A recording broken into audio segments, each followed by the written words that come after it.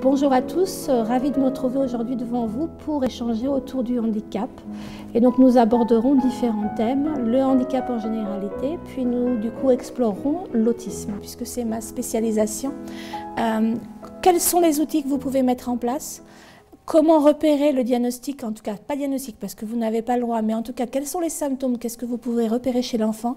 Comment pouvoir mettre des outils en place en fonction de ce que vous avez pu observer et quel type d'outils. Donc qu'est-ce qu'on entend aujourd'hui par handicap? Si on ne connaît pas cette définition, on ne peut pas savoir ce que c'est qu'un handicap. C'est très important. Et cette définition, je l'ai ressortie de la loi 2005. Donc c'est vraiment la définition dans le sens loi, législatif. Mais le handicap, c'est vraiment l'impact de la vie sensorielle ou cognitive que peut avoir l'enfant dans sa vie de tous les jours. Quand on est sur un jeune qui est comme ça en très grande difficulté, quel est le rôle qu'on doit avoir? Et bien ce rôle qu'a un peu déterminé quelque part Maria Montessori. C'est elle qui a fait le premier chemin, puisque je vous rappelle que dans sa vie, elle a commencé avec des enfants particulièrement différents, puisqu'ils avaient un handicap mental très lourd, avec un retard de développement très important.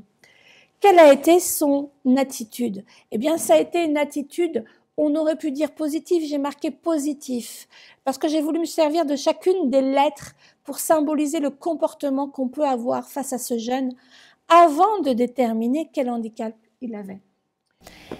Qu'en est-il des enfants que je vous ai présentés dans les vidéos précédentes, c'est-à-dire les enfants avec ce qu'on appelle des dysfonctionnements dans plusieurs sphères? Alors je vous en ai mis 3 exemples. Les enfants avec dyspraxie, où on est sur une difficulté dans le geste, dans la coordination, dans la planification. Vous avez bien vu ce jeune qui est tombé parce que le savoir faire la planification pour faire ses lacets ou la coordination oculomotrice pour arriver à faire des boucles n'est pas présente.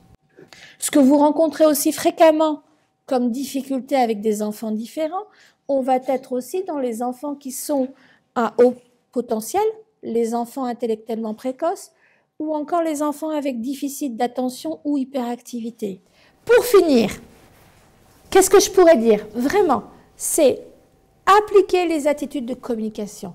Les attitudes de communication, mais vous les apprenez en formation montessorienne, mais elles sont encore plus importantes et plus fortes. C'est-à-dire que vous pouvez avoir des adultes de 40 ans qui auraient besoin des mêmes modes d'application de communication avec des jeunes enfants de 3-4 ans. Positive, extrêmement bienveillante, en prenant en compte le besoin, d'accord? Et en prenant en compte que il ne fait pas forcément une bêtise. Ça, c'est important. Quel que soit l'enfant que vous avez en face de vous, c'est votre manière d'être et votre plaisir à être avec vous, avec lui.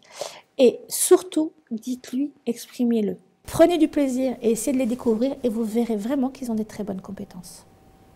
Et je m'arrête là. Mais écoutez, merci beaucoup pour votre écoute et votre attention.